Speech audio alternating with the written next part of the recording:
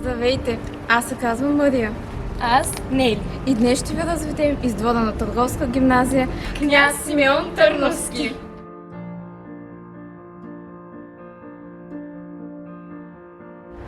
В началото на 2018 гимназията е напълно реновирана. Обновена по европейски стандарти е не само сградата, но и дворът на гимназията, разгърнат на 1200 квадратни метра. В предвидния покой на двора към гимназията кипи буен живот. Над 20 вида декоративни растения красят училищната сграда и нещо повече дават местообитание на редица животински видове.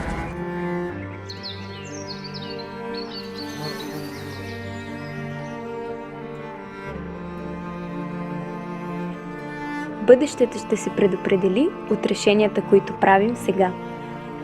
Какво наследство ще оставим, зависи от нас.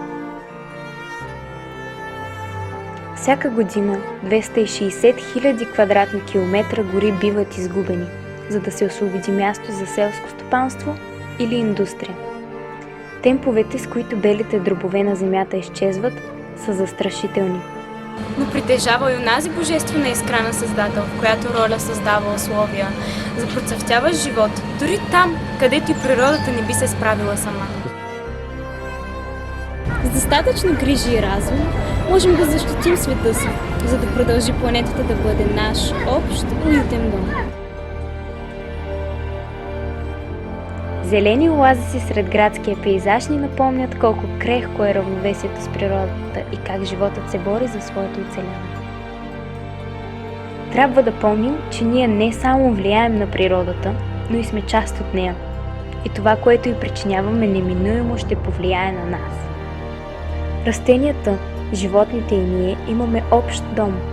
Не е нужно да го изгубим, за да започнем да го ценим. Бъди част от пазителите на света и ти. През 2018 година гимназиалният двор на Търговска гимназия бе изцяло обновен. Модерното спортно игрище комбинира съоръжения за баскетбол и футбол. Изградени бяха красиви тротоарни композиции, кът за отмора и озеленени площи. До някъде неочаквано, така стартираната биосфера приютява богато разнообразие от растения и животни в сърцето на града. Потайният свят на това малко кътче крие тайни, които чакат да бъдат разкрити. Сгушен кът в пределите на гимназията е мястото земя, отредена за облагородяване. Тук ландшафтът съчетава в хармонично единство многогодишни цветя, храсти и дървета.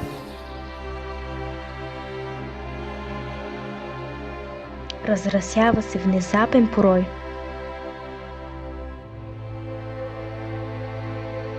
Притейните обитатели на умалената в размери гора търпеливо очакват меките слънчеви лъчи.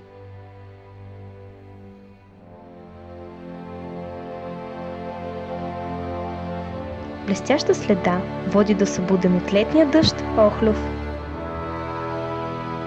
Земята се пробужда от зимната летаргия и флората избуява с цялата си прелест. Преди 300 милиона години първите цветя са мотивирали нощните пеперуди да напуснат сумрака на нощта и да се възползват от нектара, който цветовете предлагат най-обилно денем.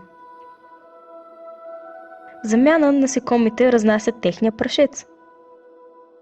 Тази симбиоза е стимулирала растенията да еволюират в още по-привлекателни форми. Така, например, цветовете на кестенът имитират визуално земните пчели. Като летящи цветя, небесата се изпълват с пеперуди. Тези красиви творения на природата имат много кратък живот. Те могат да живеят само до 14 дни като имаго. Условията в България са оптимални и много видове преминават през целия цикъл 3 пъти годишно.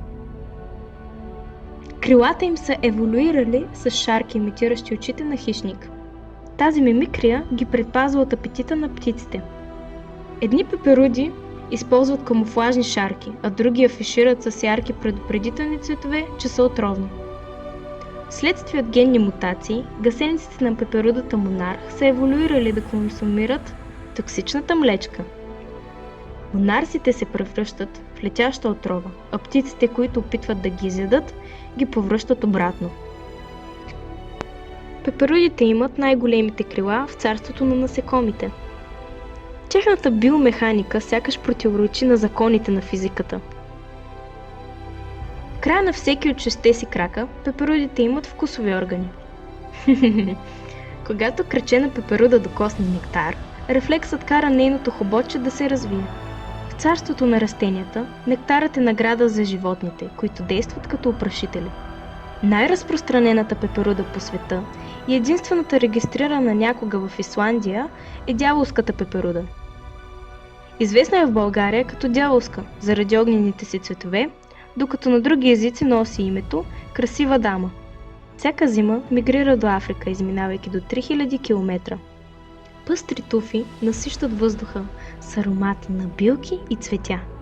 Венерината седевка попада във водопада от цвят, неустоимо привлечена от изобилието на нектар. В пълния си блясък пеперудата демонстрира 15,2 см размах на крилата. Полетът на тази голяма и грациозна пеперуда е една от най-красивите гледки, които се срещат в гората през разгара на лятото. Гроздът цветове изкусително приканва на пиршество, причудливо създание. Способността му да пие нектар в полет лесно може да ви заблуди, че наблюдавате колибри. Трудно уловимата за камерата пеперуда се нарича гълъбова опашка. Тя е от семейство ястреби, за които е характерно храненето в полет. Развива скорост от 19 км в час, а мощното й тяло й позволява да лети, дори по време на дъжд. Докато са кацнали, пеперудите движат крила, за да загреят мускулите си, в готовност рязко да излетят. Сходно е с това, как се протягаме в леглото преди да станем.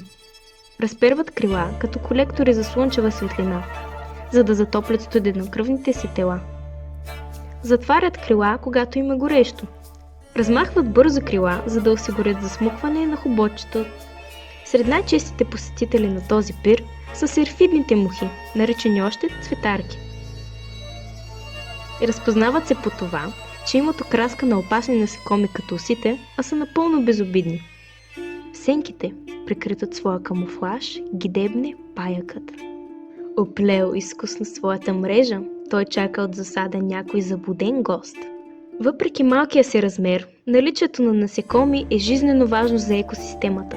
75% от културите, които човек използва, носещи храната на нашата трапеза, се опрашват от пчели и други животни. Над 40% от видовете насекоми са в упадък, а 1/3 от тях са застрашени в глобален мащаб. Срещаме още един хищник, който ловува от засада, разчитайки на своя камуфлаж.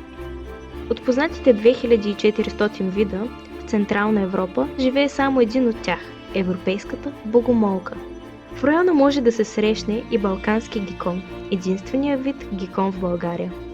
В покоя на лятната ваканция, училищният двор има нов стопанин. Котките са нощните ловци, които изпълняват ролята на санитари в природата. На следващия ден на същото място имаше следи от разиграла се драма. Естественият ход на времето предопределя неговия неминуем край. В крехкия баланс няма нищо ненужно и нищо излишно. Природата е измислила рециклирането преди хората. Енергията не се губи, а само преминава от една форма в друга. Древната догма, че всичко е създадено от пръст и в пръст ще се превърне, олицетворява кръговрата в природата. Животът в най-причудливите му форми не спира да ни удивлява със своята адаптивност да оцелява и процъфтява. Във времена на обезлесяване, засегнало цялата планета, свръхдобива и замърсяването, един оазис в градски условия показва, че винаги има място за малко природна красота. В шума и мръсотията на градската среда, малкият оазис е място за покой и отмора. Научни проучвания сочат, че съприкосновението с природата благотворно влияе дори на психиката ни и нашето добро настроение. Понякога забравяме, че растенията неуморно пречистват въздуха, който дишаме, произвеждат жизнено важният за нас кислород, даряват ни суханието на ефирни, етерични масла и смоли. Парфюмът на туфи от лавандула привлича жужжащ рояк от пчели. От години България е най-големия износител на лавандула в света. Тези малки съобщества могат да ни научат на големи уроци, как всички, независимо от своите различия, можем да живеем в хармоничен баланс. Екосистемите са взаимно свързани мрежи от растения, животни и други организми, подчинени на природните закони. Живият свят е уникално и грандиозно чудо. И все пак, начинът по който ние хората живеем на Земята, го изпраща в упадък. Човешките същества са превзели света. Заменяме дивото с питомо, променяме света толкова бързо, че дивата природа се изправя срещу най-голямото предизвикателство досега. Човешкият вид е изключение за планетата Земя. Той има невероятната способност да разрушава всичко с неимоверна лекота, стига да поиска, но и да възстановява или заражда живота там, където не би могъл без неговата помощ.